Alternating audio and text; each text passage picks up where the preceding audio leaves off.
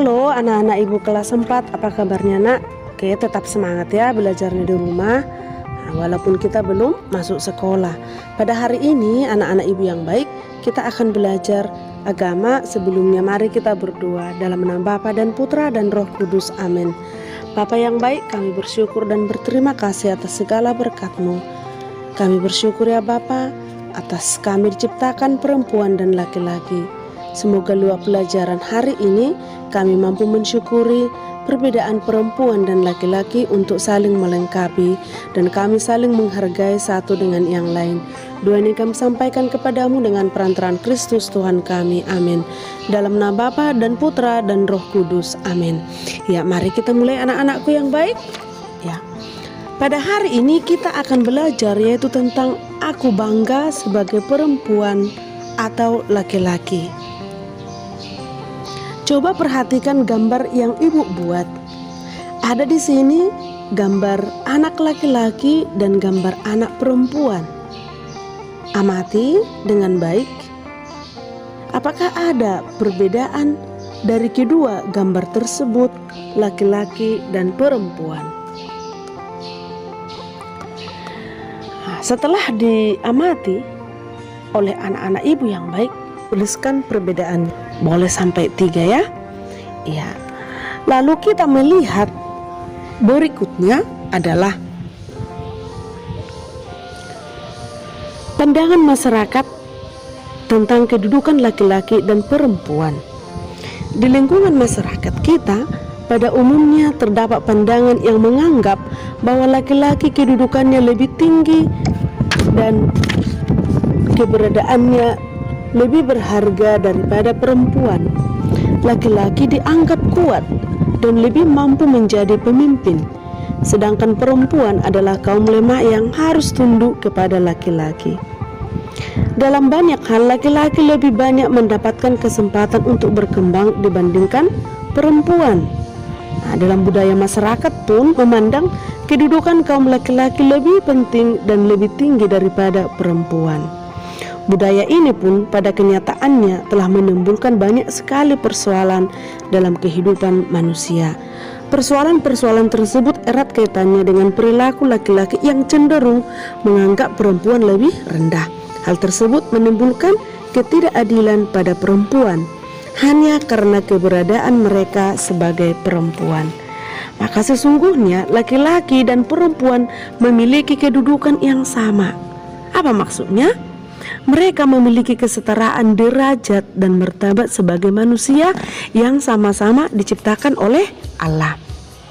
Alkitab atau kitab suci mengajarkan bahwa ketika Allah menciptakan manusia sebagai laki-laki dan perempuan, Allah tidak mengatakan bahwa perempuan itu lebih rendah daripada laki-laki.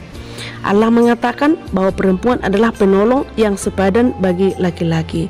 Nanti dibaca oleh anak-anak ibu Kejadian 2 ayat 18. Hal itu berarti bahwa perempuan tidak boleh direndahkan dengan alasan apapun. Bahkan kalau direnungkan dengan lebih mendalam, perempuan memiliki peran yang sangat penting dalam kedudukan manusia. Ia menjadi perantara kehadiran seorang manusia, laki-laki termasuk di dalamnya, ke dunia ini. Perempuanlah yang mengandung dan melahirkan manusia. Ya, apalagi nak, perbedaan jenis kelamin antara laki-laki dan perempuan adalah anugerah Tuhan yang tidak bisa dipertukarkan. Ya, sedangkan gender adalah perbedaan tingkah laku antara laki-laki dan perempuan yang dibentuk secara sosial. Perbedaan yang bukan kodrat ini diciptakan melalui proses sosial dan budaya yang panjang. Misalnya telah kita ketahui bersama bahwa perempuan dikenal sebagai sosok yang bagaimana nak? Yang lemah lembut, emosional dan keibuan. Sementara laki-laki dianggap yang lebih kuat, jantan dan perkasa. Pada hakikatnya, ciri dan sifat itu sendiri merupakan sifat-sifat yang dapat dipertukarkan. Artinya apa nak? Ada laki-laki yang memiliki sifat emosional dan lemah lembut, dan sebaliknya ada pula wanita yang kuat, jantan dan perkasa. Oleh karena itu, perbedaan tingkah laku antara laki-laki dan perempuan dapat berubah dari individu ke individu yang lain, dari waktu ke waktu, dari tempat ke tempat, bahkan dari kelas sosial yang satu ke kelas sosial yang lain.